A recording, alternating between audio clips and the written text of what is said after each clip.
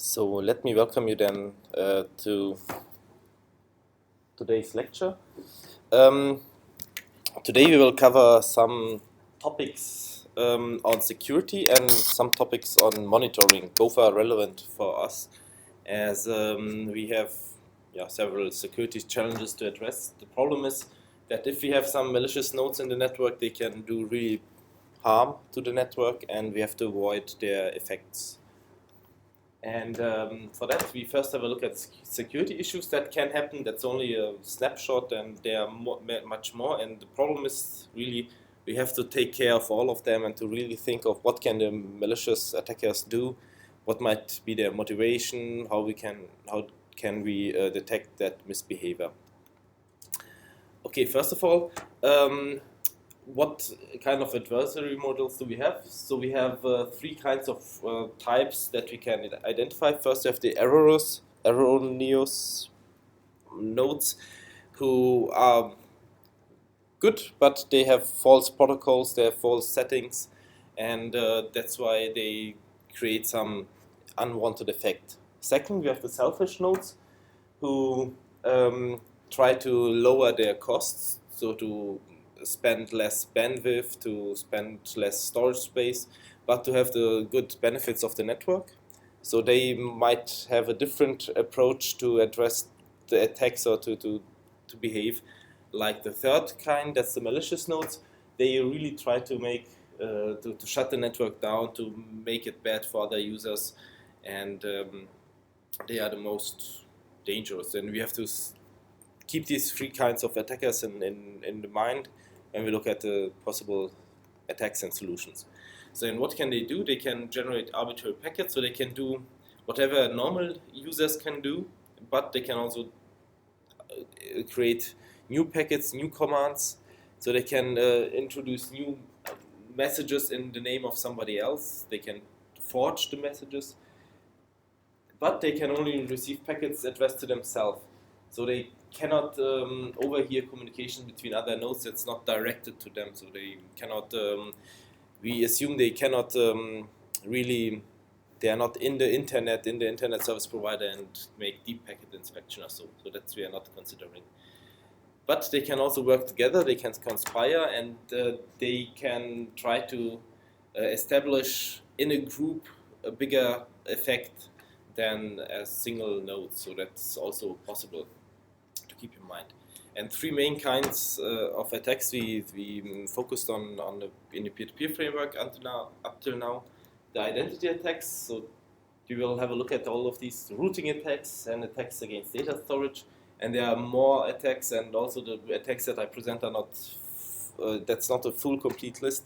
There are much more attacks, and also that's one point in the PG where typically there's room for new improvements. Also the last PG had one group looking at routing attacks and how they can be covered.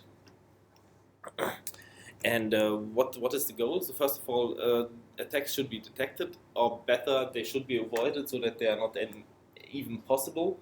If there are some attacks possible, they should be detected, but detection is always a little bit more problematic. So once you detect misbehavior, you have to react to it, and that's also, so introducing new protocols for detection and for reaction on attack detection also creates new attack possibilities. So the best way to handle security issues is to implement the protocols in a way that they cannot be attacked, and the most prominent attacks cannot be done. One big point that we have in this peer-to-peer network is that we assume that the code at the peers cannot be updated. So if you assume that you have a server and that has a security malfunction, okay, then you update the code and it's working fine. But let's assume you find out, okay, the routing protocol has some problem, you should update it, and you have 10,000 nodes. That you cannot do. You can ask the users to update their code, but probably they will not do it. So also, if you remember on Skype or on Adobe updates, you are always asked whether you want to update, but you can say no. So and that's really a problem. What can make it really difficult. So if there's really a critical code, critical part then you cannot update it, you cannot bug fix it if it's really needed. Okay, what's kind of attacks on identity do we identify? So first of all, we have to, when we communicate in a peer-to-peer network, how do we know to whom we communicate? So we have a node ID, we send a message to it, we receive an answer, but who is it? So how can we find out? And let's assume we create now here in this small group a peer-to-peer network and we want to communicate, and we use relaying, or we have a routing protocol that reaches the node that we want to contact to. So we have the nodes in the middle, and probably we also have a relay node for net traversal.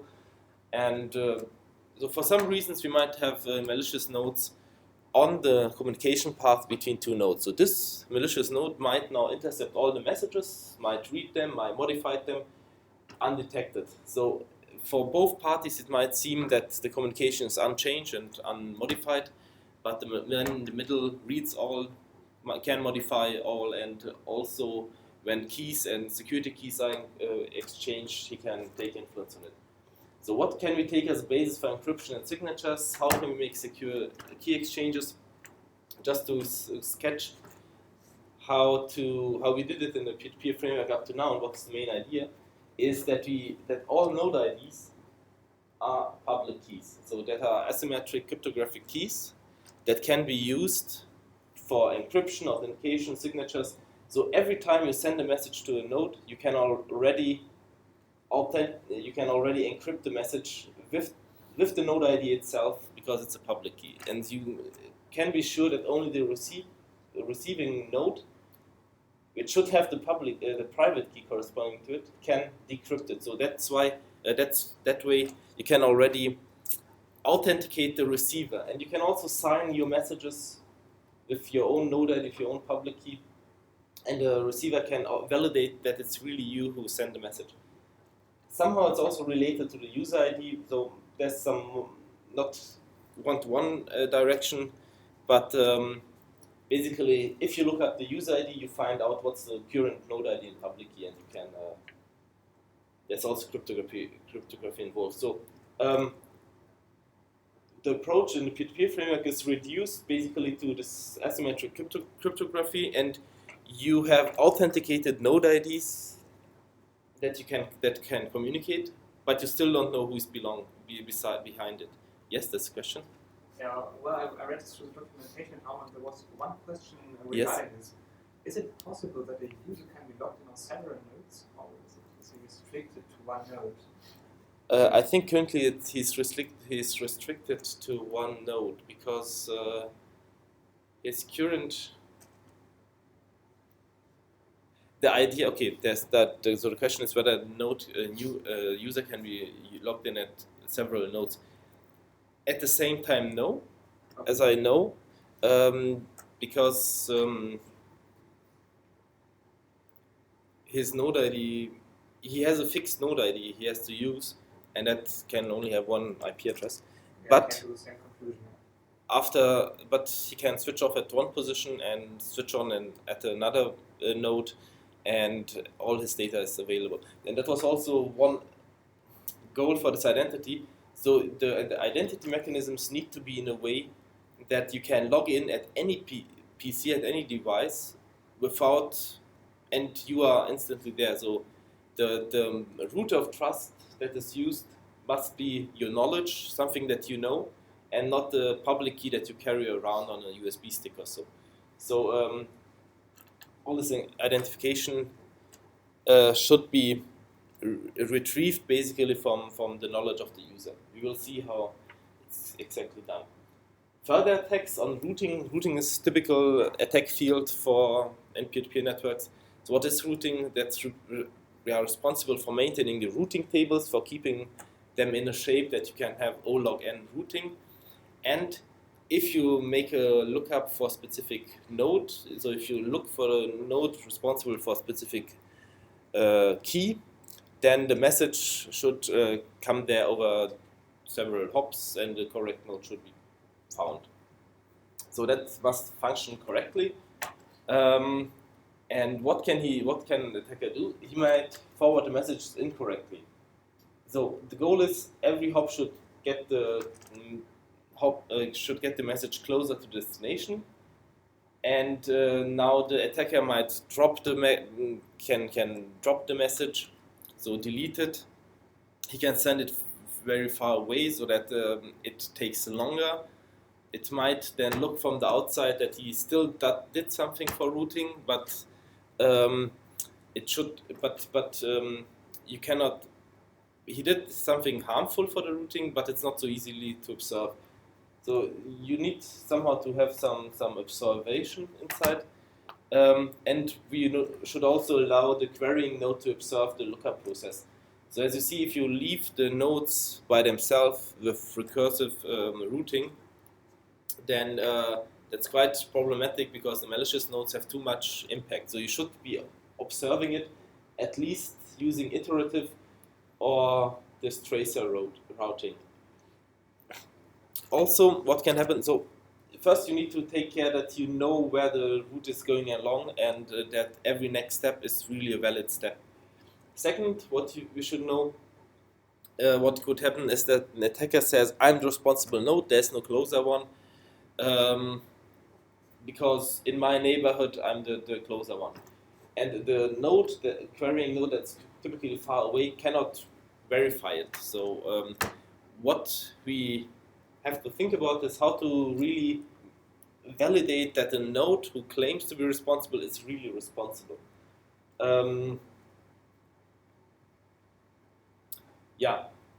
What can also be an approach for that is to make it redundant so that you reach to that point over several ways, and if several nodes have to answer, then it's more difficult for one specific node to claim I'm the responsible one, although he isn't.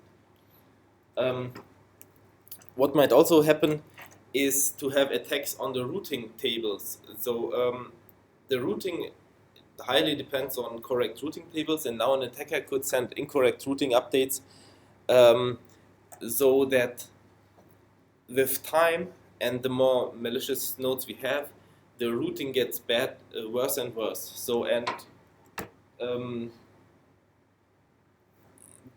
but as I said, the performance gets worse and worse. So it's not really stopping the routing, but it making it bad and probably also having effect on the user behavior, and the users think, okay, the application is too slow, I don't use it anymore. So that kind of attacks can also be done. So it's questionable. So it's questionable how to detect whether the routing updates are correct, so what to send around. And one approach to really address this problem is to have quite a lot of information on routing paths. So the more you know about the network, the more possible contacts you get, the more choices you have you can pick from. So just to say how we do it in how it's currently done in the PG framework and the peer-to-peer framework is that previously in pastry we had for every prefix and every next character we had one entry. And now we extended it to have it parameterizable, so you can define how many entries you want to have for each prefix and each character. And if you pick, for example, 8, then for every next hop for that specific, you have 8 choices, and it's more difficult for one node and for one malicious node to have an effect on routing in that specific area then. Also, what attackers can try to do, but it's quite difficult, but once it succeeds, it's very effective, is to partition the network. So the idea would be to put attackers between one part of the network and between the other part of the network, and then the attackers can say, okay, between these two parts of the network, we do not communicate anymore.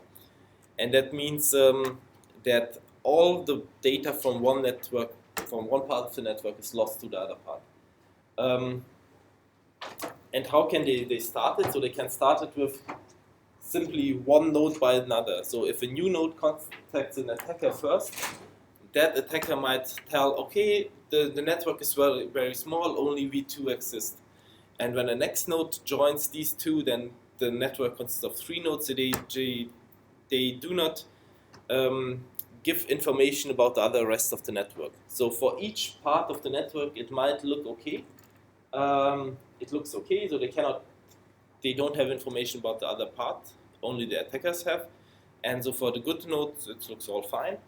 And so it's difficult. So it's easy for attacking nodes who are in this bootstrap process, who help new joining peers to join the network, to create this kind of partition network. So, but if we would have a bootstrap from trusted sources that are not malicious, that would be easier.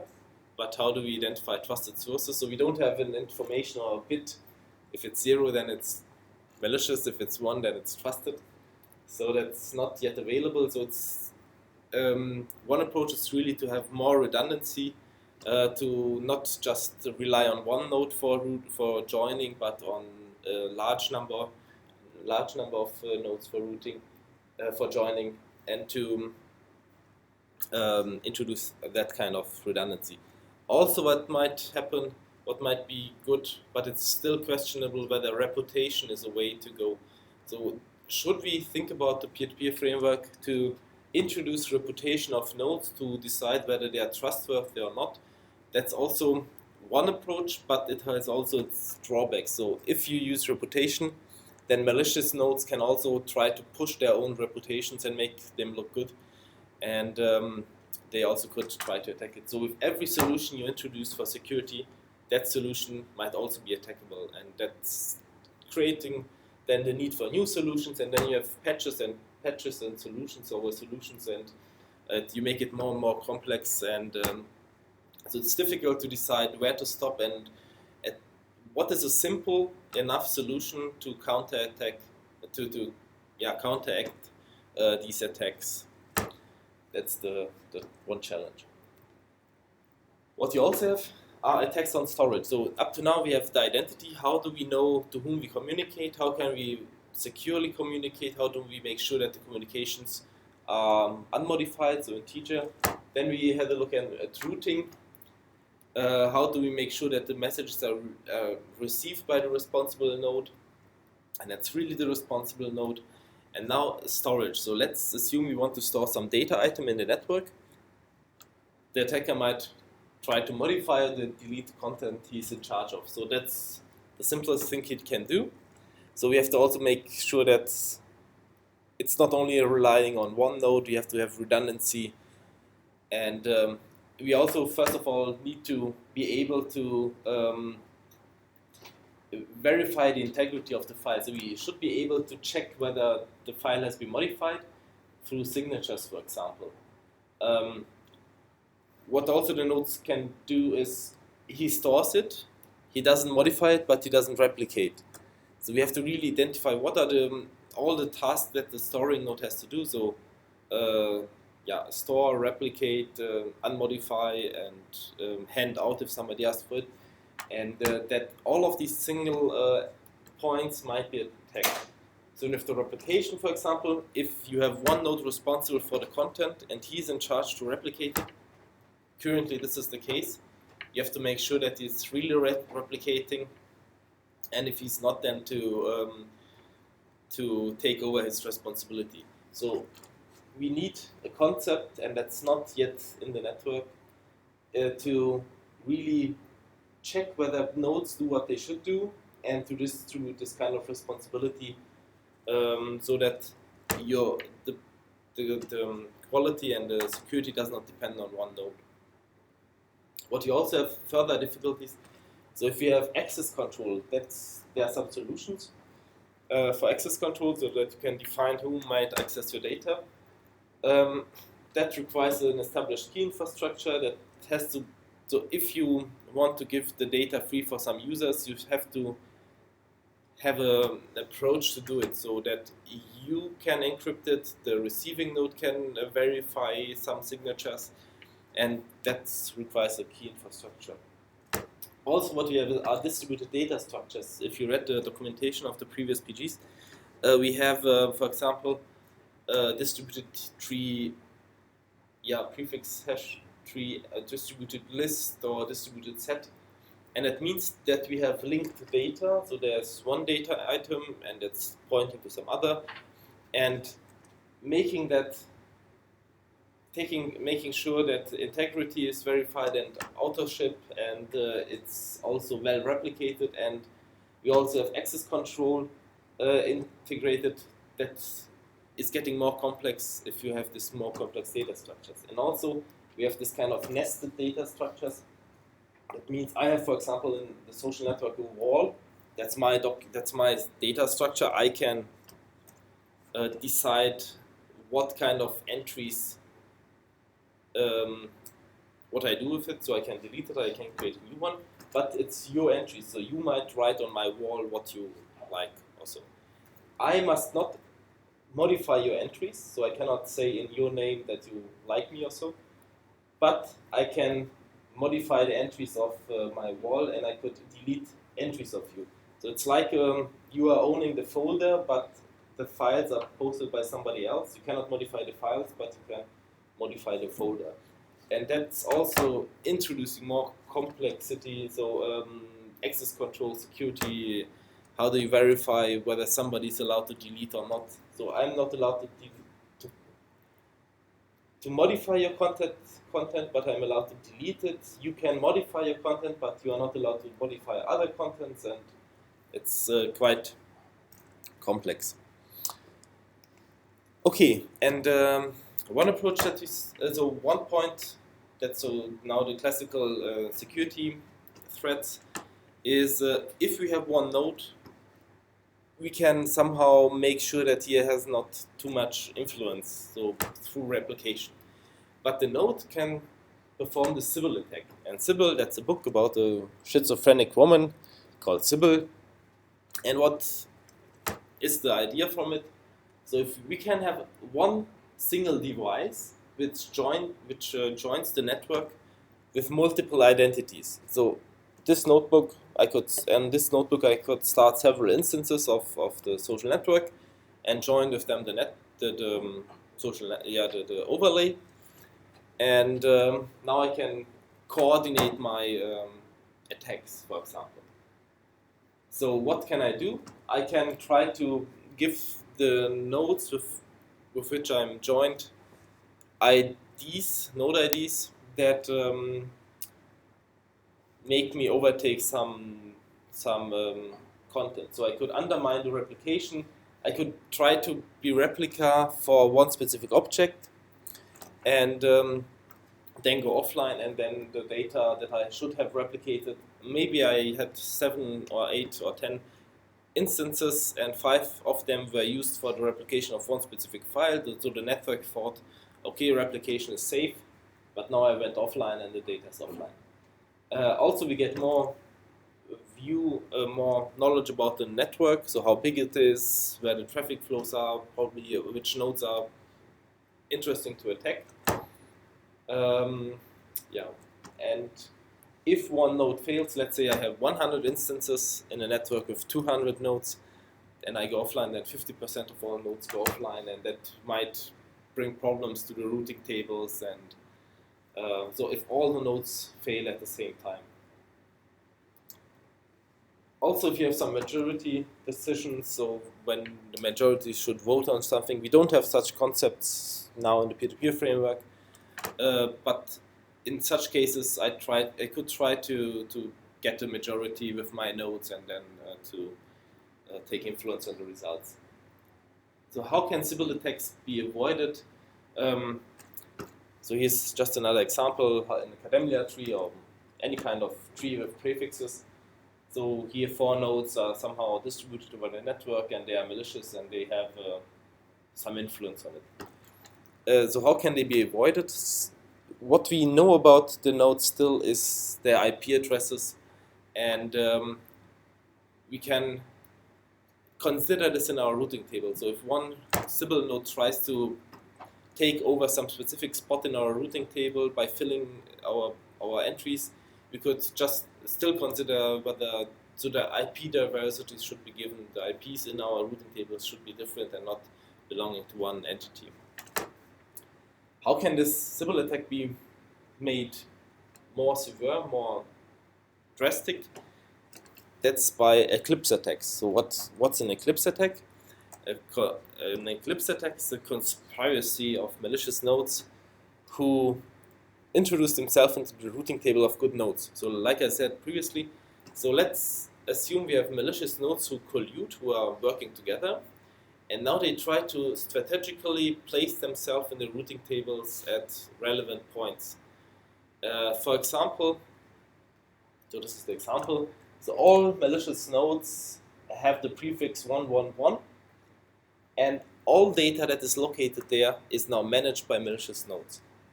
And so they can, and all routing requests that pass by the prefix 111 is passing by a malicious node, so they can influence the routing, they can eclipse the part of the network starting with 111. The correct nodes in that area could be switched somehow. So if you would have one correct node or a few correct nodes in that area, and now a message is coming by and you should forward it and route it further, then you could decide to drop the message. So let's assume this node is still a good one, then still the majority of routing contacts would reach to a malicious node, and they could just deny to forward the message and say there's no other node in this area, there's no good node. So they could prevent correct nodes from contacting other correct nodes. Censorship, they could delete content in that area, and you could combine those attacks. So you could have several devices with multiple IDs which cooperate to perform these Eclipse attacks. One problem for that is the free choice of the node IDs. So if you can choose your node IDs, then you can make it like this. In the peer-to-peer framework, somehow it's addressed because your node ID is your public key, and that you cannot choose so freely. So how do you generate the public key? First you generate the private key, and then you calculate the public key to it. Of course, you can do it several times until you find some public key that you like, but it's not so easy as if you would pick directly your node ID. Okay, so that kind of attack also exists, and we have to consider this in our peer-to-peer framework. Yeah, just something from example, from practice. So it has been really used. So the CAD network, that's the biggest peer-to-peer network that's currently out there for file sharing. So 2 million nodes. So it's an implementation of Kademlia. I'm not sure. I think we didn't have a close look on Kademlia, but it works similar to Pastry. So also prefix-based routing. But it doesn't have. So it doesn't also have Sybil attack prevention. Node IDs can be chosen freely. And there was a student thesis in Karlsruhe who tried to introduce several nodes with chosen IDs close to a target ID. So the target ID was the file ID of the object ID of Linux distribution. Of course, that's what you share in file sharing networks. So now he generated lots of node IDs around that one and joined the network, and he was trying to get. And if other nodes or other clients were trying to get the source information, so where can I download this file to that specific Linux distribution, the probability that they contacted one malicious node in that area was very high, because he put all the malicious nodes around that node object ID. And typically the nodes respond with 300 randomly generated sources in that file sharing network. So if you have more than 300 malicious nodes there, then you could take over all results basically. And in the beginning, so that's interesting. So it's the Ubuntu distribution of 2007.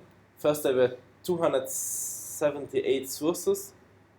Then none of them were available. So and then no sources were responded.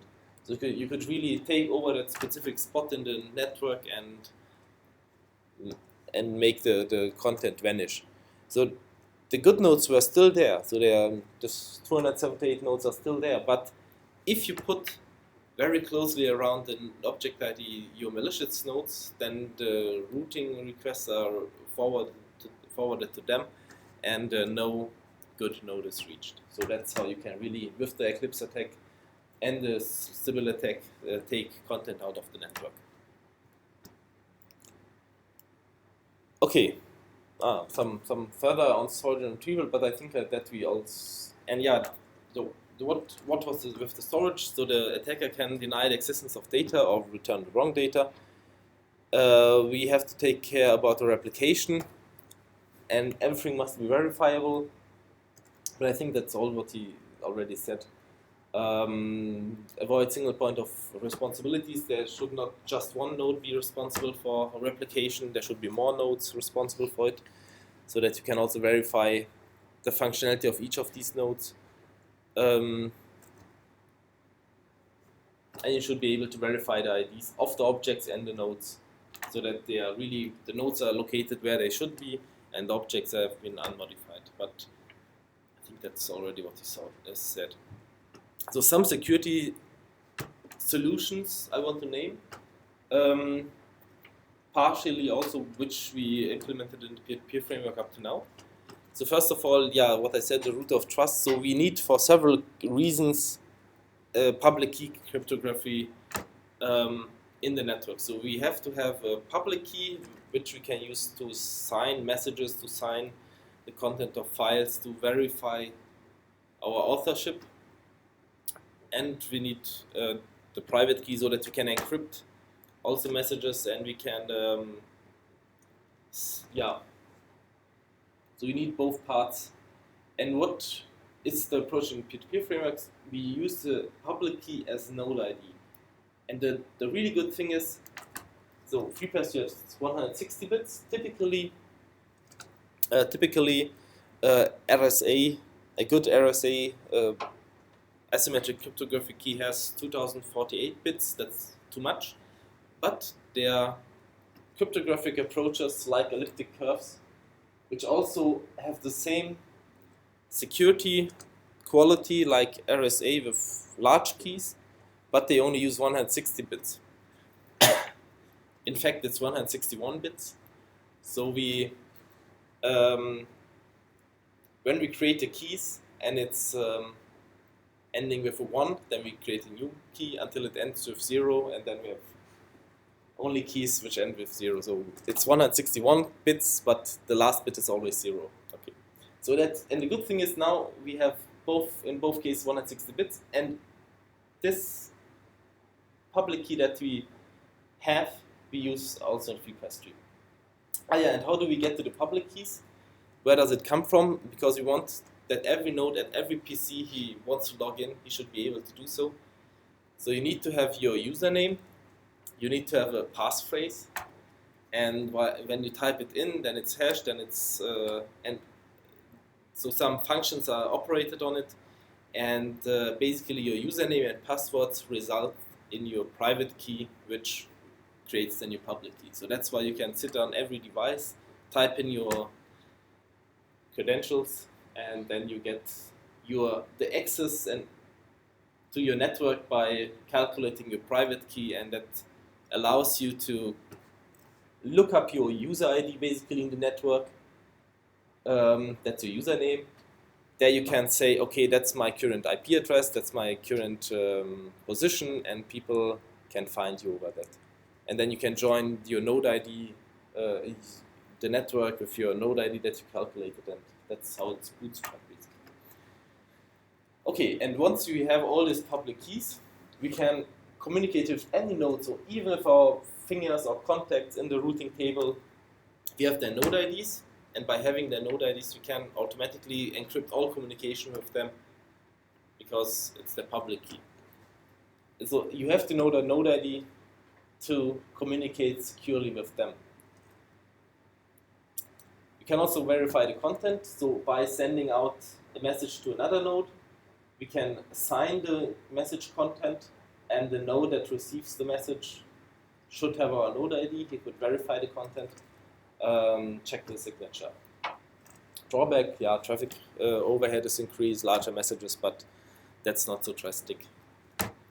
How much more traffic does it give? So here if we have some message sizes from 1 kilobyte to 10 kilobytes, basically always gives just 2 kilobytes more overhead.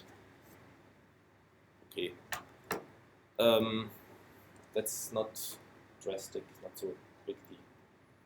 And considering the time, how long it takes to decrypt and encrypt the messages, it's also around 10 milliseconds for both ways. Okay, so that's all acceptable. It's not so tragic. Because typically, what is more costly is to get the public key from the network. Let me just think what that means. Yeah, that means how to find out to whom you want to communicate. So if you know, okay, I want to communicate to user XY. So there's that's why I think there was. Let me just see. Okay, doesn't matter. So there was on identity. Yeah.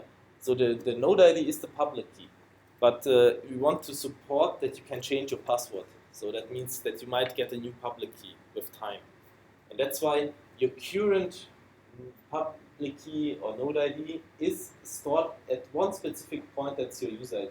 For example, if you're Alice, then you have some user ID which is related to your name Alice, so you cannot change your name. Like in Skype, I'm not sure, if you have your username, then you cannot change it. That's the drawback. But you can change your password, and then once you change, you have a new key of a new password, a new public key, then you can store it under this information. And if you just know the user ID, the username, then you can, to look up what's the current network ID, that takes 300 milliseconds if you have a larger network. So that's the bigger cost in time. Okay, what is also for routing a point, what is good in Kademlia is they use parallel queries. So we had the example, so the pictures do not relate to the parallel queries, but just imagine, typically in pastry, if you have only one lookup, it might be that there's a malicious node on the way, and he drops your lookup, and then you have to wait for the timeout, then you send it again. It's problematic. If you have parallel queries, that's good, because the probability that the path goes over only good nodes is higher. And also, for increased security, so to have the parallel lookups, and to have it in an iterative routing, that's basically what was implemented also by the last PG in the overlay. So we had two parts, one with this parallel and iterative routing. That was the one group, and the other group was focusing a little bit on heterogeneity. So what is happening now in the peer-to-peer framework is that you send out three, so it's parameterizable, but now let's say three lookups at once, and they all tell you back what are the best three next hops that they would choose, and then you pick again from them, only in a way that you come closer and closer. And by that you observe the routing behavior. You can check whether each entry is coming closer to the target, and individual malicious nodes don't have that negative effect. So that was one modification to really support the routing. It gets more expensive, but we have to make it secure.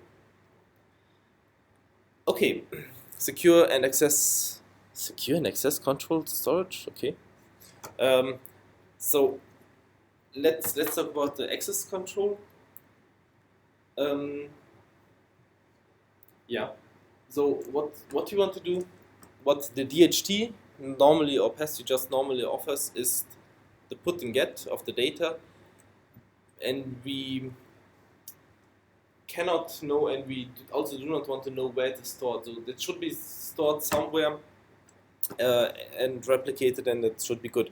So what access control should provide is that we want to define a clear set of users who should be able to access the data. So a set of privileged users who, for that specific data object is allowed to read. And no other user can read or modify the content. So it should be always detectable. So they should not be able to read, yeah. But if they modify it, for example, if the storing node is modifying the content, then it should be detectable so that we can take counter actions and we do not accept it as a result. And the author should be authenticated. So for every data object, there should be an author. It should be checked who it is. It should be checkable whether the content is unmodified, so the content integrity has not been modified, whether somebody else is claiming to be author, although he is not. So we need signatures to to prove that the data has not been changed, and that who the author is, and we need encryption so that other people cannot read it. Because the data objects have to be in a way that it can be stored everywhere without we having control on it. So what do we assume for the solution? We assume we have this public key infrastructure, we have this binding of node IDs to public keys, and yeah, it should be replicatable. So all this access control should work without us to taking influence on where the data is stored. And the reason is replication should be independent of it, so it should be independently improvable. We want to have different kind of replication strategies, and that's why they should not be bound. So yeah, it should be just independent of it. Okay, and what is the approach currently in the peer-to-peer framework? This is for single items. It's a little bit different for distributed data structures where you have these links, and also for this nested data structures where the frame object, like the wall or what else? Yeah, or my email folder, that's also such kind of data objects. So the email folder belongs to me, but you can write messages into it. So that I can read it, but you cannot read the other stuff. That's okay, but that's different. So let's just focus on this single data item like a picture. So we have it's not quite, so the node ID is equal to the public key, the user ID is just related, and it's somehow derived from username and passphrase. Okay. And what we want to have is, this is the picture, it has an object ID, it has some header saying it is a picture, it's belonging to that and that plugin, and this is the picture content. So now we want to give it this content free to you who are here in the room. And now we assume that I have already your public keys. I know who you are, so I know your node ID. I have your public key, and I can use it. So what we do next is we create a new data item, encrypted item. We take the same object ID. It should be found under the same object ID. And then what we do, we take the payload, so the picture or whatever it is, we encrypt it with a new key that I make up now. So that's a new key, symmetric key, and it's encrypted with it. And that's a byte array containing the encrypted shared item that we had previously. And now we also have this list of users who should be read-enabled, that are you who are here. Then I have to get your public keys. So for example, these are your public keys. And I have how many keys now? 7 keys that I would like to use. And now I encrypt the symmetric key, so that's a symmetric key, with the public key of every one of you. So in this case I had only 2 users to give the data free. In our case it would be 7 users, so I would have a list of 7 times the symmetric key encrypted with your key. And the symmetric key is encrypted with every user's key independently, so that really the list is as long as how many users you want to give it free. And that we put in the encrypted item, and we sign it all. Yes. That's it. And what is the benefit? Yes? Questions? Yes? Who does sign it? The author of the shared item? Yes, the author of the shared item. I think somewhere it should be also written that it's the author, but yeah, the author signs it. Okay. As a user which is able to read this, this shared object, is he able to see which other users can read it? The question is whether anyone who has this object can read who is able to read it. So whether this key list is also containing the user ID, let's say. Yeah, so for example, if user A reads this shared object, yes, and now he wants to know what other users are able to read this object. I think it's not enabled, yeah. I think currently, but I must say I'm not sure, because there were several discussions about it, whether it should be just the encrypted key listed in the key list, and every user should just test all of these keys, whether he can encrypt it in a reasonable way or not. So that way you would not display who can read it. Another approach would be to also list the users or some hash of the username so that they can check it by themselves quicker, so that where they should jump into. I'm not currently don't know how it's implemented, so that's. Well, I proposed some solutions in my seminar thesis, so that's why. Okay, that would be interesting. So, and the good thing is, now everybody can have this encrypted item, because everybody can read the object ID. That's not private. That's not critical. Everybody can read the signature. This is a list. So the key list is a list of bytes, some unreadable. So I mean encrypted keys. That's what can you take out of it, and the encrypted payload that you can also not read. So everybody can have it, you can share it, you can replicate it, it's no problem. But only the nodes in the key list can make use of it. So only they can decrypt the symmetric key, and with that symmetric key they can decrypt the shared item. So that's a handy approach for the single item. Yes? How is the symmetric key generated? So the original author who had the shared item, he just creates a new one. That's a new one. Do you remember it? He himself. Or the other users. I think so. I'm not sure. I think the original author, whether he's also in the list or not, because that would make it easier. So they don't have to remember it. So every time you get the encrypted item, you can extract it from the list, from the key list. So you just have to identify, okay, I'm user A, I decrypt the symmetric key, and with that symmetric key, I decrypt the payload. So and once you have the payload, you have the content that you wanted, and you can forget the symmetric key because you always get it from the key list, if you are allowed to. It's more complex for the distributed data structures, because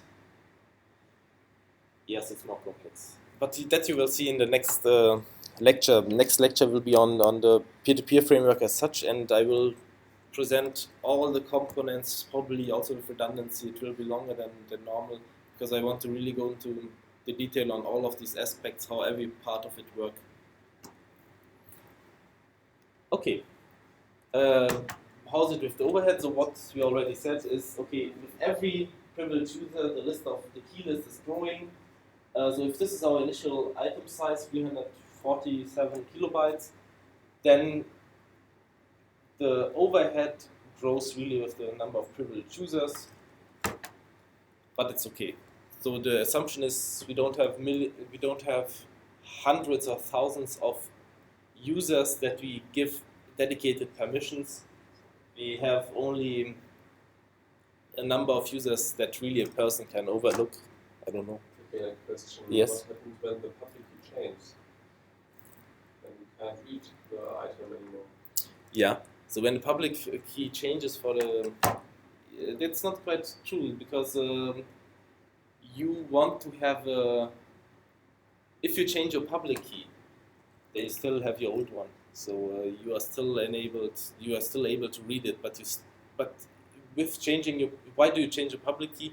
Basically because you want to change your password, and you want to probably not to leave too long trails, but you can still use your old ones. But by changing your public key, you ask people to use your new one, but you still can use your old one. So if they do not comply, you still can participate.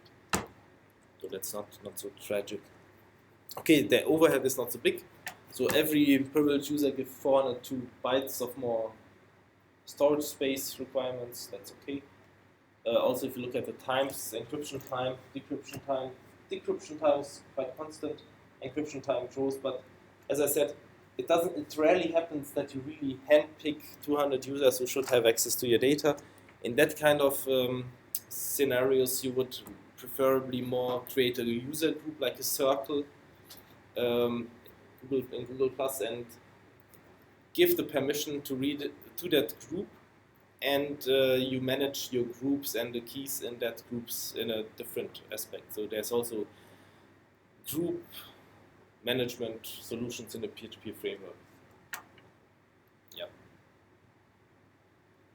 So what you can do, but I don't have slides on it, so you can really assign people to groups and to give that group a specific key, and if people are in the group, they can look it up and they can get access to that key, and then you just have one key that you have to give access rights to and not 200 or so. Okay, some other attacks that are not on identity, routing or storage. What can happen, attackers can behave inconsistently. So you might have malicious nodes. The best is really to have solutions that do not allow them to get an effect on the network. But if they would get an effect and we would have to detect it, I'm not sure whether we really have that case that we have to detect misbehavior. But in that, still, if you would have to detect it, they could behave inconsistently. So first they behave good, and we think, okay, everything is fine, then they behave bad, until we are shortly before detecting their malicious behavior, and then they again behave good. So they can try to alternate their behavior to not be detected, but still have a negative effect. And what could be and then it's difficult to detect when is a node bad, how to convince that is, how do we want to introduce reputation and convince other nodes this specific node is bad. I don't like reputations too much, so it's really getting difficult with it, because malicious nodes can try to push their own reputations by colluding, and they can try to push other nodes down who are good, so it's hard to detect who's really good and who's bad. What they can also do is to introduce some denial of service. So if one specific node should be kicked out of the network, Eclipse attacks is one approach, but also denial of service. So one attacker could try to flood a node with messages so that he cannot really participate well. How can he do it? So for example, because that specific node should be responsible for some critical data, and if too many messages are coming in for that, then his application might crash.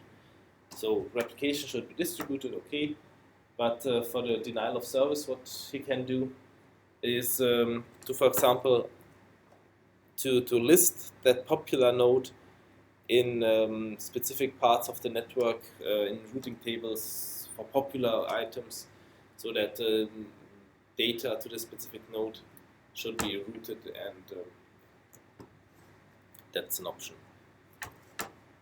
Or to use the IP and port of the node that should be attacked, but with his own node ID, so that he can still verify that the node ID is fitting, but the IP and ports are wrong. So I'm not sure whether this really is a realistic attack, but that we should also keep in mind. Okay, what they can also do, attackers can join and leave the network rapidly and combine with Sybil attacks. That's creating lots of stabilization costs. And we have also the case if we have mobile nodes, they also are assumed to join and leave the network rapidly if the connection is there or not. So we have to think of how do we take care with this rapid joins and leaves. Currently we have no solution for it, there's no approach. What might be an approach is to when you join, you do not initially join the whole network, but only a pre-stage, and if you are long enough online, then you are getting a full member of the network. So that could be done, for example, with this kind of virtual nodes that we had last time, so that the overlay is consisting of virtual nodes. And in this virtual nodes, there are sets of peers. And first you join this set of peers that represents a point in a node in the network. And once you are long enough online, then you are allowed to join it as a full member. So one could think of several cases. Also to support the mobile nodes.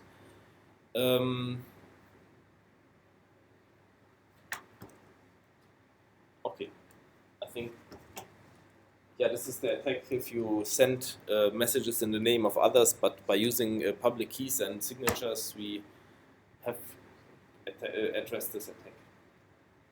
What is unsolicited jump? Unzulässige. Yeah. Okay. Pollution is a point that was popular in peer-to-peer file-sharing networks. So what is pollution? But it might also come up with social networks. So in file-sharing networks, the companies found out, okay, we cannot destroy them, so let's make the performance bad, let's make the experience bad. And there were pollution companies who created fake files that looked like legitimate popular songs, for example, by Britney Spears at that time. And but they had white noise as content, or they had some silence as content, and just the file name was correct. And so it looked well, but it was a bogus file. And people then downloaded several files, and 70% of them were corrupt files, and then they didn't like to use the program anymore. That was the idea. Okay, so the file contents do not say what the metadata, so the file is not what is written in the metadata. Searching was done on the metadata, also in our case probably. More bad copies than good copies, and users get frustrated. Okay, so that worked out. And what kind of, try also to relate it to the social network. Also in our case, we might have that problem once, that content pollution. So we might have false persons in the network. So they might claim they are a specific user, or they have a user album, but only with corrupt files as pictures. We could have wrong usernames, wrong content descriptions. That probably also comes from localization. If we are using different kind of language or letter structures, also so Roman letters, or I don't know, Thai letters and Chinese, I don't know how to really bring this together. And the content might be okay, but the description bad.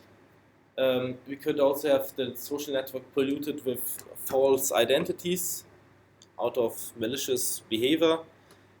How do we react on that? And we could also have, so that time it was truncated songs or whatever, but in our case we could have leftover social profiles. So what happens if we create a profile and we abandon it? So it's unintentional pollution. We do not want to participate anymore, but we do not delete it. And when some false identities are created, for these 2 points we don't have yet a solution to what should be done when really the network is flooded with false and not anymore used identities. What can be done? Okay, in that time, okay, you could detect it with downloading. You download it, then you filter out bad copies, and then do not upload it anymore. And you could also introduce a web of trust, that you only download files from people that you know that they filter their data. Okay, at the end, I'm not sure what was so at least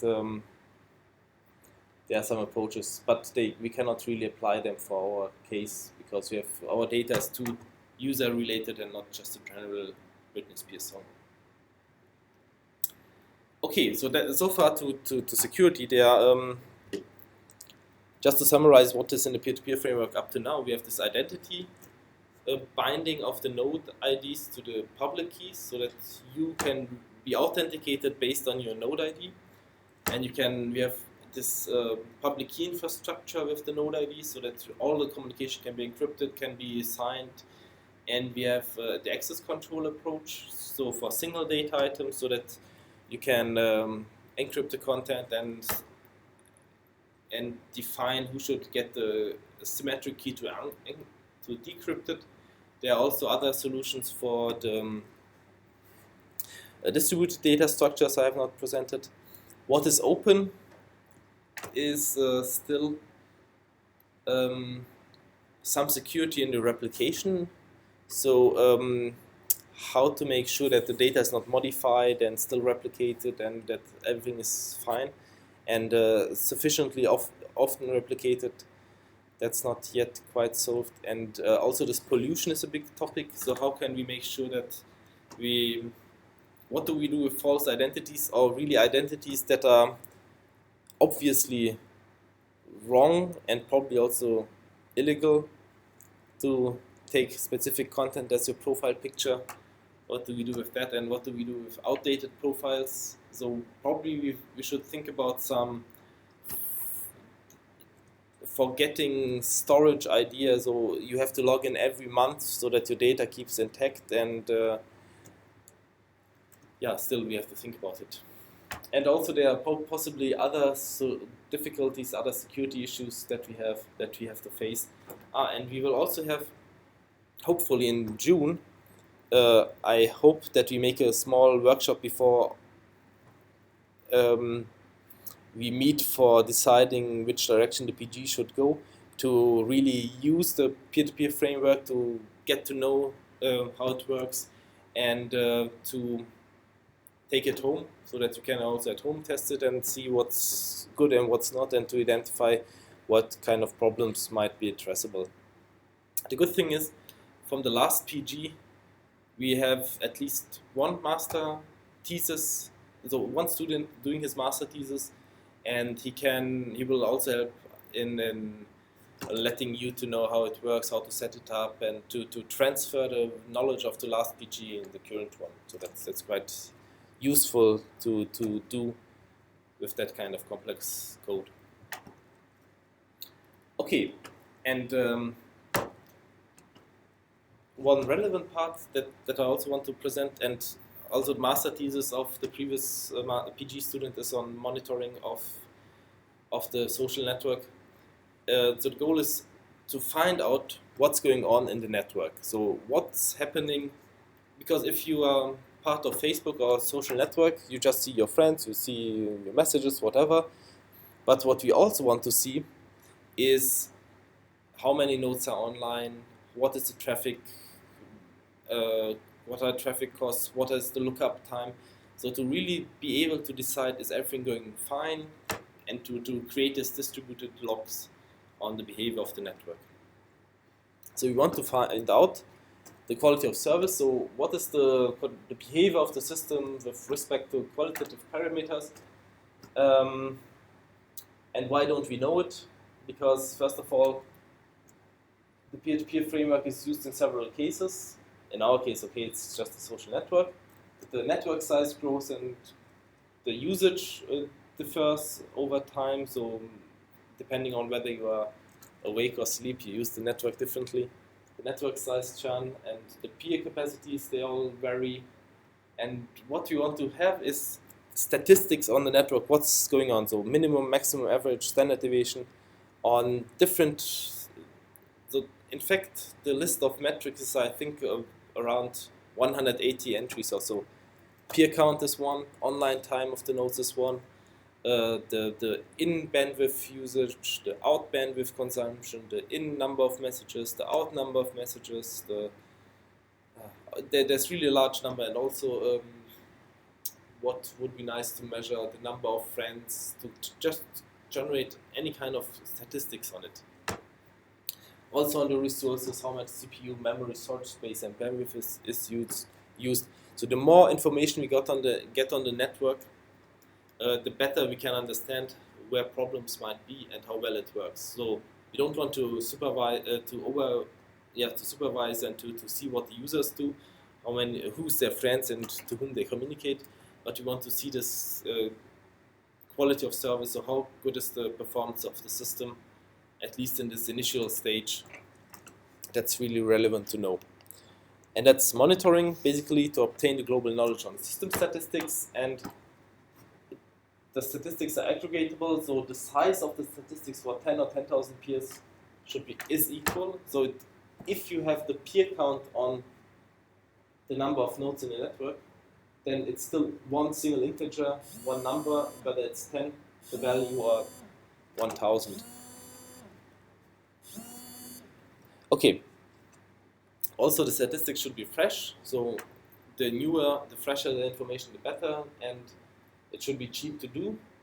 And on the long term, what you want to have is that you want to set desired WASP properties. So we want to say the lookup time should be below 1 second, the number of hops should be below 7, and the system should modify itself so that it reaches these goals. So we define the lookup delay, and the control mechanism adapts the network that it works out. And implemented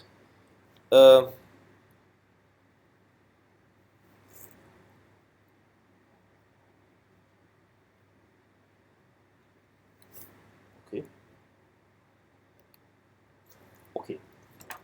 So that's the motivating picture. So we have the social network, we have it running somewhere. Does my peer-to-peer system work? Is everything running fine? For debugging, it's important to really see. So currently the master thesis of Kangping is the second one. So there was also from the previous, so not from the previous PG, but from the PG before, a student also working on the same topic. And it really helped to find out that there's an issue with the walls plugin, because at the time that the walls plugin was started, the load and the lookup failures, they rised drastically. And we want to just see, is everything going fine? We want to measure the performance in order to understand whether everything is okay. Before telling about this monitoring, how it works and which one is implemented, I also want to say we also have a test plugin, which is quite nice. So that helps out in setting up a testing scenario. So to coordinate the actions of the node. So if you have, for example, there was a node, the tests were performed with up to 100 nodes. So here in the pool PC over there, we have, I think, 83 PCs, and 34 of them were used with 3 instances each. And you cannot run around and click what should happen at specific times. So we have this test plugin where all these 100 instances register, and then you can define at that specific time all nodes should start with that specific action, like creating friendships. And then 5 minutes later they should create wall entries also. And so that's, by that pattern you can really define a list of what should happen in the test bed, and that's done by the nodes, and in background there's the monitoring who really monitors what's going on during your test plan. And that's, so basically you can remote control with the test plugin what's happening in the network for your tests. Okay. What is currently implemented in the social network in this peer-to-peer framework is a monitoring solution called SkyEye. And what is it? It's a new layer on top of KBR, so key-based routing compatible structured peer-to-peer overlay. So basically on Pastry, so it's placed on top of Pastry. It's a new overlay which really focuses just on creating a new topology to create the data, the statistics. It's proactive, so it runs always in the background. So periodically, all peers update their current status, and in the background, this knowledge is created. So every time you want to know what's the current status, you have it instantly. On the other side, it could have also been reactive. That means every time somebody wants to know what's the status, it's generating some flood or some calculations. But that's the assumption is that all nodes want to know the statistics, and that's why it should be always in the background calculated. what kind of overlay topology is it? It's a tree structure with fixed out and in degree. So it's, yeah. And how are the nodes assigned in the tree? So in the tree we have inner nodes, we have the root, we have clearly calculatable tree IDs, I would say. So for every position in the tree, we can give an ID, a tree ID. So these are deterministic, and which node takes over which tree ID in this new overlay, tree overlay, that's resolved by the DHT. Basically, who's responsible for that tree ID has to go into that place. And what is other assumptions? What does it need? It just needs this root message that also pastry provides and the lookup. We want to see who's responsible for the key to know where we are, and more we don't need. So how does it? Again, what is reliability we need? So we want to check out whether we are responsible for a specific key. Basically, that will be, we check whether we are responsible for a specific tree ID, so inner node ID also, and if yes, then we are at this position, and we want to calculate with that also who is our parent peer in the tree, and send a message to it via the root message. Okay, so as I said, this is really a new overlay on top of pastry. It is a new overlay layer. It uses the ID space from 0 to 1. So quite small, but you can put all by having a float number basically, or a double, so you can really go very far with your decimal positions. And we create a new tree topology, and we use the peer-to-peer structured overlay. So again, here we see the concept of overlays. We create a new overlay by using the functionality of the lower layer. And why do we use a new layer? Because decouples from pastry. So if we sometime would decide we want to use something else, it still works because it has its own ID space, its own protocols in this ID space, and it's independent of the ID space of pastry. Okay, and what is the approach? So first we create a tree topology. Every node has to identify its position in the tree. And then once it identifies its position, periodically it calculates its own local view, its own statistics that is relevant for him. And also it aggregates his own local view with the local views received by his child nodes. And then he sends this aggregated information to his parent node. And in the next round, he will receive from lower nodes the values. He will aggregate it with his own and send it up again. So basically the information in the tree is going from bottom to the top. And at the top, in the root, the global view is calculated. And then it's pushed down again. We'll see how it works. Okay, so first of all, that's from the peer-to-peer exams. I know that's quite the part that's difficult to understand, but I find it easy. I don't know. Okay, so first of all, what do we have? So we have, I would like to start with this. So first of all with this, yes, okay. So this is the peer-to-peer overlay, let's say pastry. Every node has its ID from 0 to 2 to the power of 160 minus 1. So 160 bits. And here we have an indefinite number of bits, but every node is linked to one position in this area from 0 to 1. And that's simply by dividing the node ID by 2 to the power of 160. So that's how you get to your ID in this. So the largest node ID here should be mapped to 1 minus 1. Basically, so you just divide your node ID by the maximum node ID that's possible in the overlay. Okay, so that's how we have now a number here. And what we also have is every node in pass tree is responsible for a range in the leaf set, so we can also calculate for our responsibility area what are the boundaries. So we also know in this mapped one-dimensional ID space from 0 to 1, what is our responsibility area. So is this understood? So that's just simple dividing all numbers here by maximum node ID. Okay, now what do? Now we have to, so the tree overlay is created. So the tree overlay uses domains. So at the root domain, that's basically the domains describe about which area we have the information. So the root domain should have the knowledge about the whole ID space from 0 to 1, so it's ranging from the top.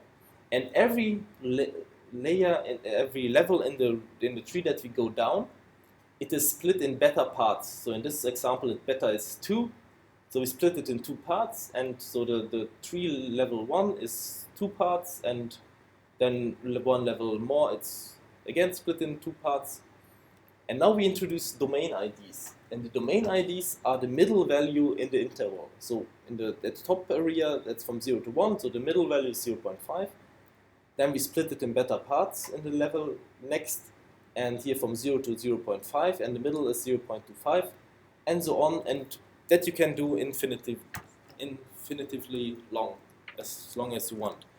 But you don't want to do it infinitively long, because what you want to do is to identify for one specific node where our position in the tree is. And for that, let's say this is our node that we have, 50 in the pass tree overlay. It is dividing its own ID through the maximum node ID, then it gets this 0.31.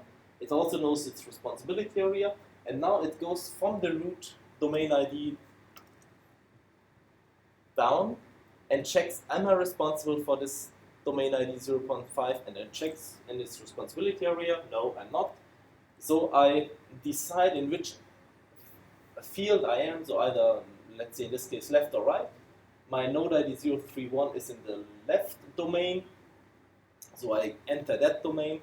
Then I check again, am I responsible for that domain ID? No, I'm not. Then I go one level deeper, am I responsible for this domain ID? No, I'm not. And then the next level, I identify a node ID, a domain ID for which I'm responsible for. And that's how every node can calculate, without communicating to other nodes, its own position. So they just have to know for which area they are responsible for, and then they calculate the domain IDs in this tree structure from top to a position where they are responsible for. Yes, that's the question. In this way, isn't this the case that all nodes are at the leaves? No. So, for example, this node, so not all nodes are at the leaves. So, for example, the node who's responsible for 0.5 is really then the root. So they are. Ah, okay. Yeah, okay. So they check if they are close to this responsible ID. So they check if they are close to this node ID in the tree. So what the good thing is, we assumed we can check whether the key is our key or not, and that makes it easier to really. We just have to check, is 0.5 our key or not. Ah, okay. So, and how the splitting is exactly done is described here in this formula. You don't have to know it by heart, just if you want to dig into it. So the beta comes into it, the splitting factor, the level in which we are currently, and this key in level L corresponding to P, that's the domain key basically. And that defines the list of domain keys that the key should check for itself. Yeah. And P is just used because it makes a difference whether the P is, let's say here 0.31, it makes a difference which path is chosen for him, because this node 0.9 would get that right path, for example. Okay, so now with this step, every node can calculate its position in the tree, and the good thing, it also knows its parent peer. That was the last one for which he was not responsible for. So if we are responsible for the domain ID 0.3126.5, then the previous one that we were not responsible for, 0.375, that's our parent peer. And the good thing is, again, by using the root function, we can send him a message. So we know his key, and we can send our parent peer a message. That's also what is done. Okay, here's everything explained again. So PID is coordinator. So who's responsible for the domain ID? It's called the coordinator of the domain. We check it with the ismy key. For the communication in the tree, we can use the root function to communicate with our parent node. The example tree here with the node tree degree beta equals 2. Any number that you pick except 1 results in a logarithmic tree. It's typically balanced if the ID space is balanced. Sometimes there are some irregularities that you don't always have beta many children, in this case, for example. So here the slightly darker node has a quite large responsibility space, and he's responsible for this child node and for these 2 child nodes. So in total he has 3 child nodes because he's somehow located at different positions in the network, in the tree, but he will only act as this single node. And although as he gets results from this small node ID down here, he will just treat them as one kind of node. So it doesn't any way matter, because he has to make sure at this level of the tree that he aggregates all the results of this subtree, of this domain. And that's okay. So it might happen that you are responsible for more, but it's really rare cases. And this figure is just showing that's really logarithmic. So with up to 1,000 nodes, 5,000 and 10,000 nodes, that's the corresponding tree depth, and you see it's logarithmic. Okay, good. So that's quite nice. And why is logarithmic tree depth nice? That is nice because if we now collect the data from the child nodes to the root, it's quite quickly done. And how do we do it? So here's a small example. So all peers, so now we have our position in the tree. Now every node calculates its local measure, step, let's say it's xy, and they periodically send it to the parent peer. Something is missing. Okay. So these are the child nodes of the peer, so from A to beta, and they have different update intervals, but so they have the same update interval, the same frequency, but they are not synchronized, let's say. And they send it to their parent peer, and the parent peer can create an aggregation, sum, minimum, maximum of all of these values. And then he can send it further on. And he also aggregates it with his own information. And so if every peer does it, so every peer waits for the incoming child nodes, he aggregates the child results and his own result and pushes it on to the parent peer. Then at the top, at the root, we have the global view. And what happens now is these update messages are acknowledged. So first we tell, okay, we received it, and we also tell, this is the view of the parent peer of this current round. So if this node again receives from its child nodes the results, it aggregates it with its own view, it pushes it on, and then it receives the aggregate from above, including the global view from above. And in the next step, let's say this node sends it up, and then it's also receiving the acknowledgement with the global view. So stepwise, the global view is also pushed down to all nodes in the network with this acknowledgement. And the sky.com protocol does not have more messages, just this update message and acknowledgement, and that's it. So quite simple, because the node So the tricky part was to create a topology that was by calculating only the position and then send update and receive the acknowledgement. So global view and root, every update message is acknowledged, and that contains a global view from the level above. And with that, over time, it's pushed, the data is pushed up in logarithmic tree depth and then pushed down again. And that's quite nice. And that way is all, this is basically implemented in the PHP framework, and that's why every node has a log about what's going on in the network and gets statistics on it. What kind of statistics? Just to give you the number.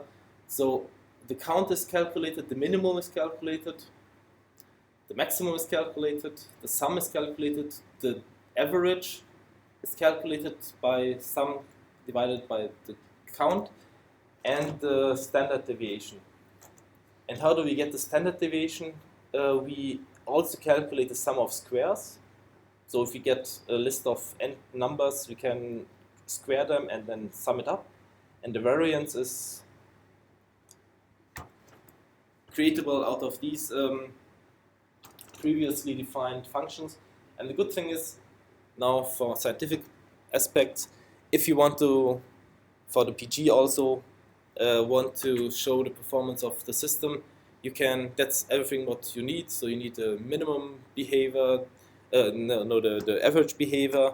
You have the standard deviation. You can define minimum max, for example, maximum hop count or so, and that's all what you need for scientific verification. So very useful. So again, here's the how the information is gathered. So the tree height is dominated by the beta. It's really logarithmic in that, and typically the logarithm. So beta is 8 or so, or 16, so it's really manageable. So if you pick a too large number, 1024, then you have too many contacts and they all send you their messages. If it's too small, like 2, then you could then the tree is too deep, and so something around 4, 8, 16, that's okay to have, and then it's very small, so the tree height is quite still small. And every node has only one message to its parent peer and beta messages from its child nodes in average. It's very small, and the message sizes are also not so tragic because it's only text and be compressed.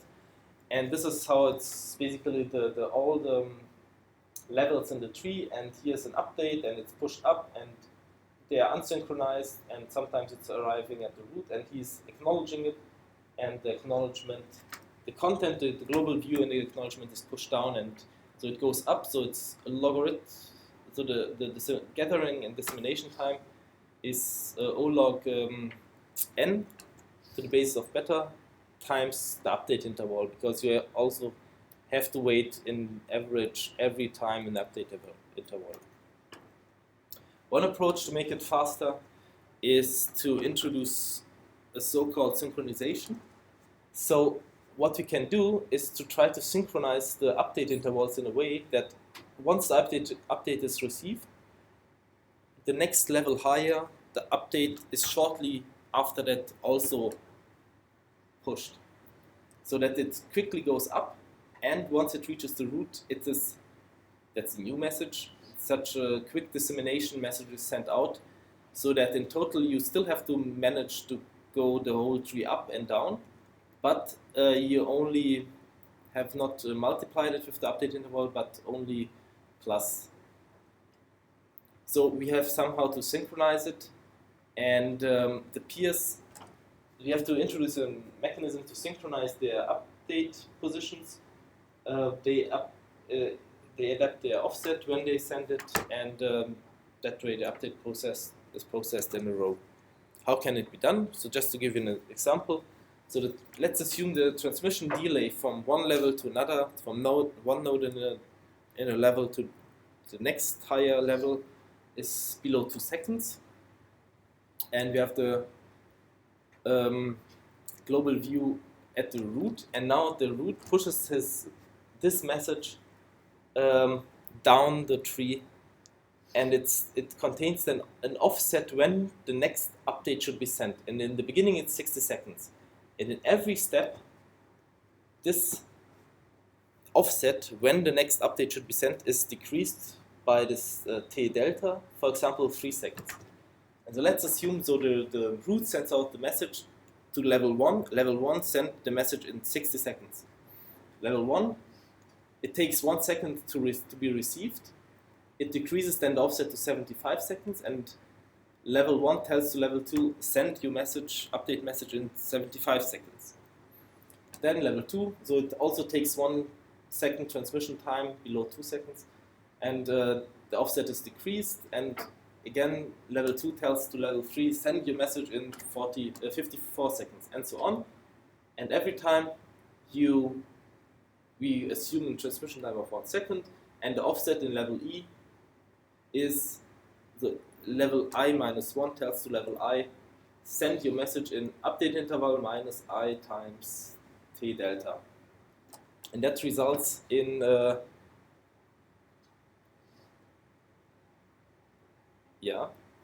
so you can calculate when you have to send your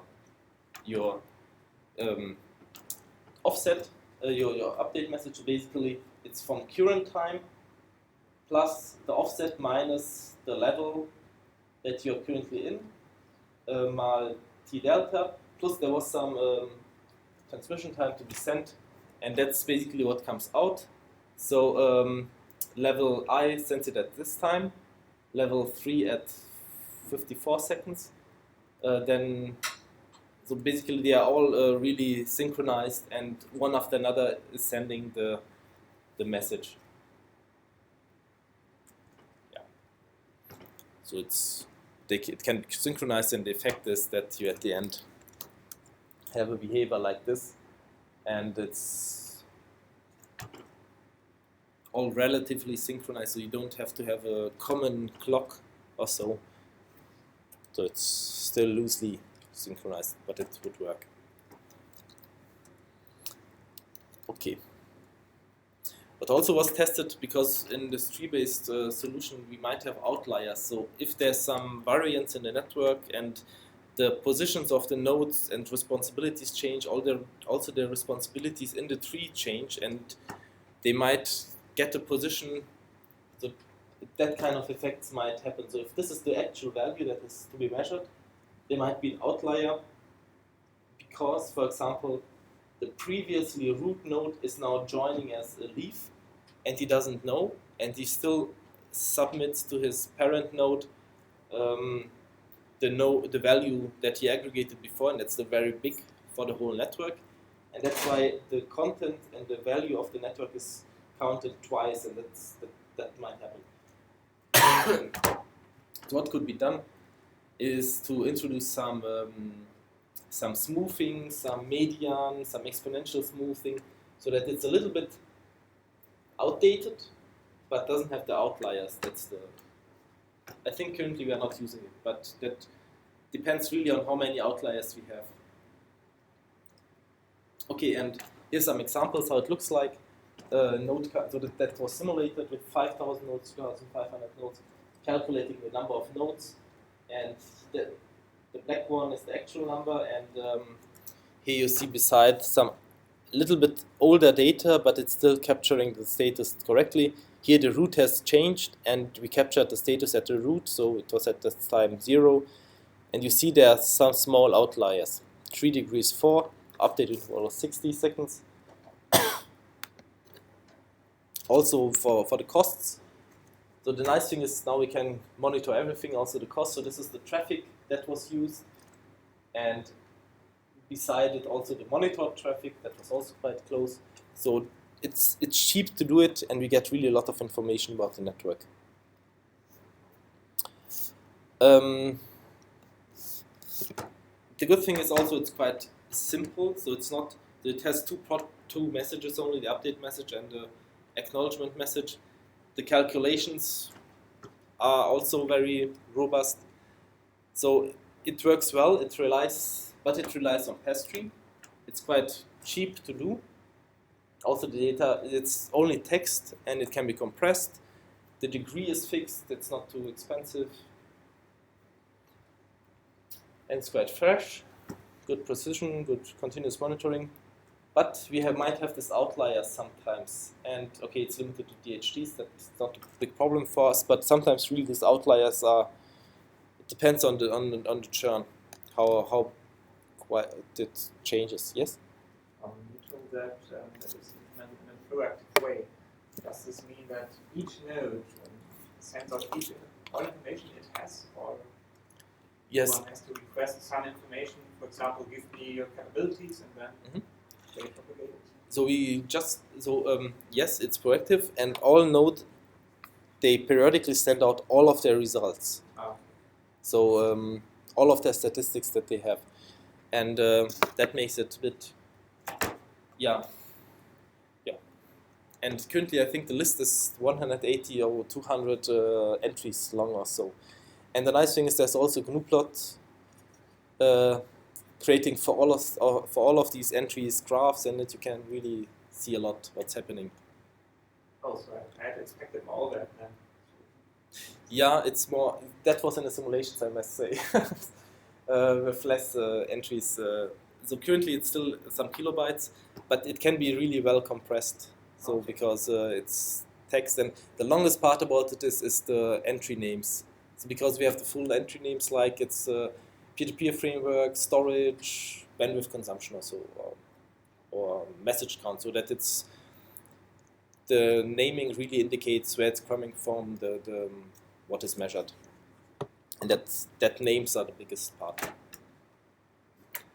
Okay, so just to give you, so that's implemented, that's also used, and the current master thesis, I'm also happy that it's working out, and he will also, I think in 2 weeks probably will, when the lectures are, so what is the plan?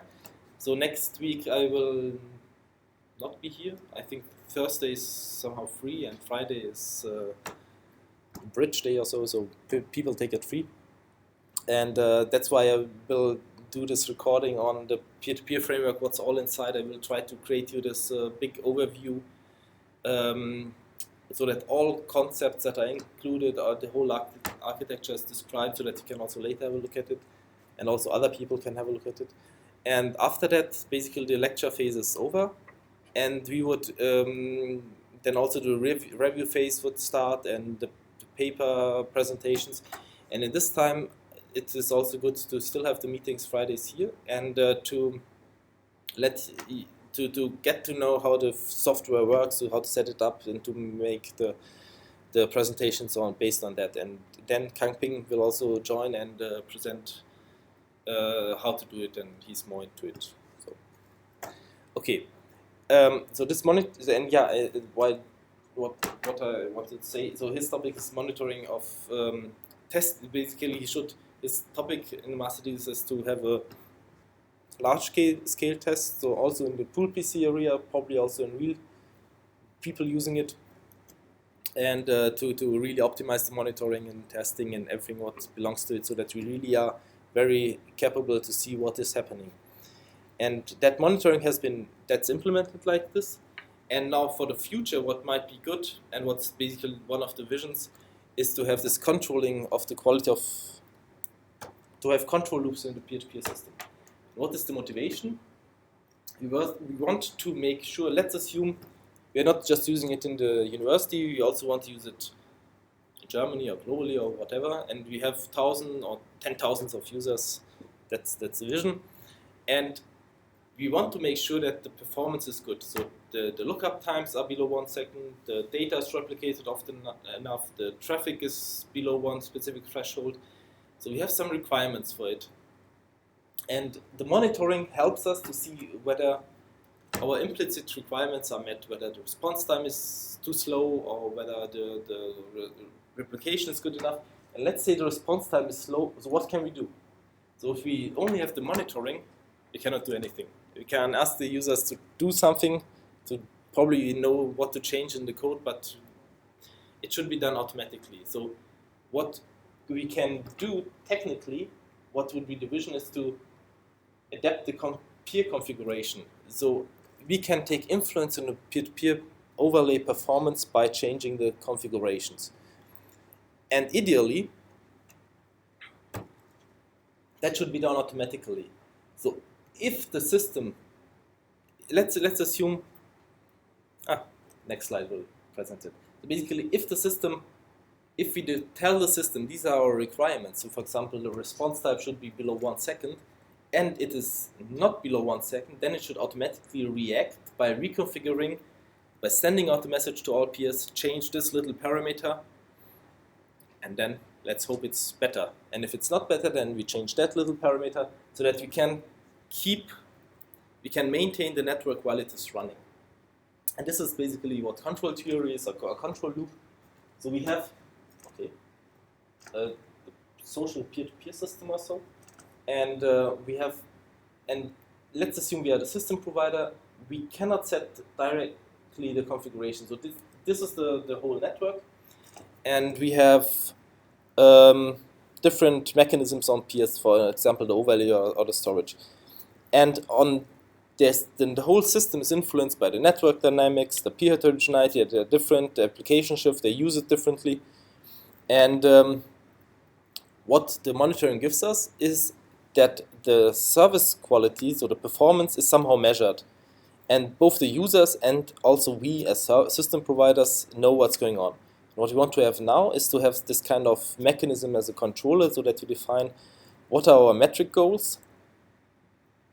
And that should, and also the mechanisms of the peers should tell their configuration. So we do not just want to monitor the performance of the system, but also which configuration do they use.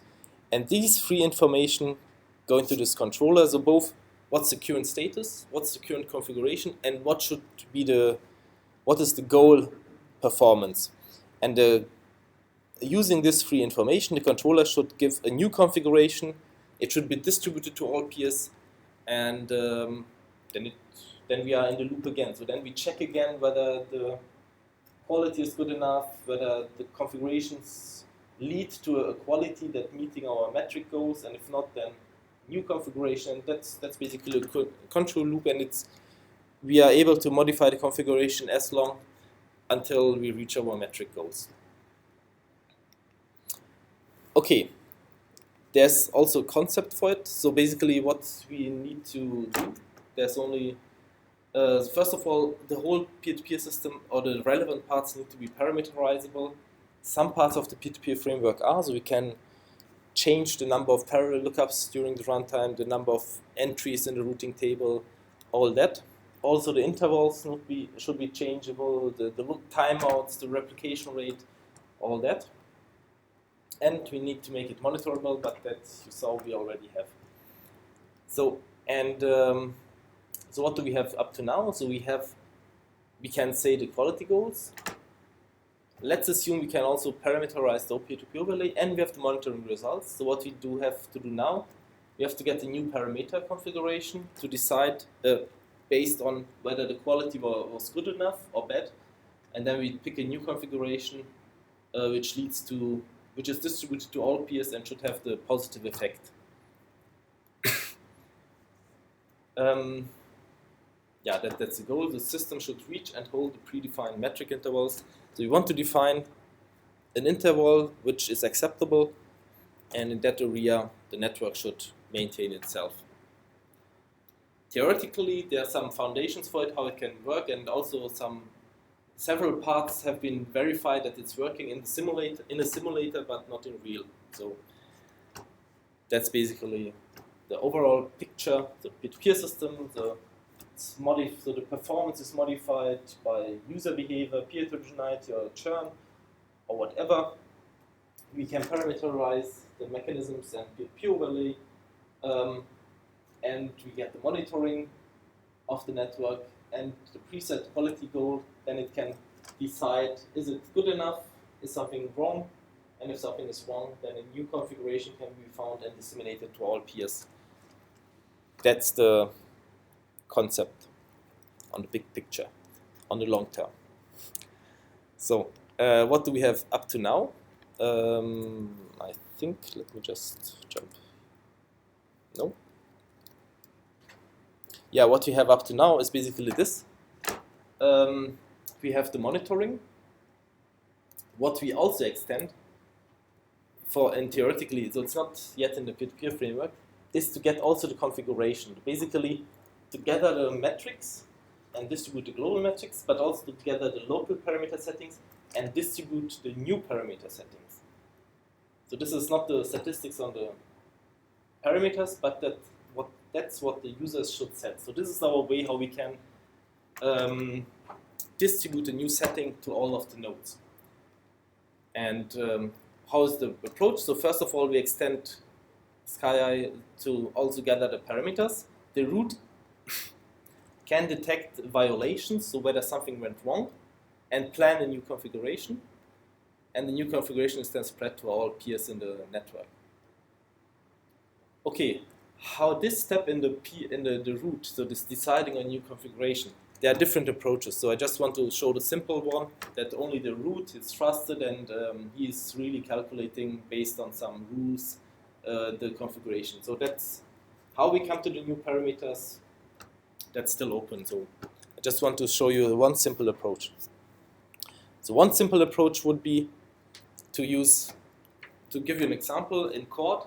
So what we, for example, want to do, we can also apply the same idea to Pastry, to parameterize the routing table size. So in Chord, it's the finger table size. And we want to define a target metric, so the hop count should be between 7 and 10.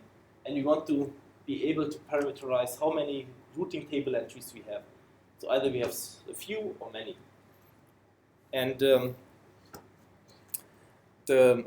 it was simulated, so this is the one theoretical concept behind, so that it was really tested whether it works. So what we wanted to do that we start with some metric, so with some routing table size that leads to violating this area, and then the network should come to this area by reconfiguring itself and showing that the control loop is working. And we had 10,000 nodes, update interval of 30 seconds, and better was 4. And just to give you the result so that it's really working, and probably it would be also good to have it in a peer-to-peer framework. So what was the rule? So if the hop count is too small, so we are too good, then we can drop 10% of our finger table entries. And if the hop count is too large, so we are too bad, then we double our routing table size. And why do we do this? Because there are some interdependencies. So first of all, the number of contacts, so unique contacts in our routing table size, somehow logarithmic. And the hop count is anti-proportional to the logarithms of the contacts. So here's the finger table size to the routing table size. This is the number of unique contacts. So if we have 80 or 92 finger table entries in 10,000 nodes, only 5 or 6 contacts are unique. So quite a few. So it's logarithmic basically. And the number of contacts, if this is the number of contacts, then the hop count is anti-proportional to it. So it's as it grows, the hop count falls. Okay, and giving one example, so we first started with a finger table size that's too small, so that had a hop count of 100. Here you see in red the hop count, and in violet the lookup delay, and in green the finger table size. So at this point, the network detected by itself that the hop count is too bad, so it reduced the number, then it waited, so we defined a waiting period to let the effect take place, and then if nothing more changes too much, then we assume, okay, all changes take place. So the network again detects that's too bad, so we still again double the routing table size, and then we remain here at 80 contacts, so this is 20, 40, 80, and this is the hop count, no, let's look up here, okay. And then the hop count was in a good area between 10 and 7, so this is the small area. So that way it worked, and also the other way around, so if we start with a too large routing table, that's too good results, so we are wasting bandwidth. then the network is identifying, okay, the quality, the metric interval is not met, so we can throw away 10% of the entries of our routing table size. And after 3 steps, we are at 117 entries and a hop count of 7.1, and that's okay. So from both parts, we could approximate the routing table, the quality goal. So to summarize this point, and also I think the last slide, yes. Monitoring is implemented, and it's very relevant to see what's going on in the network so that we can really understand that we still have to test it, we have to know whether it's going well, and we have to see whether the performance is good enough.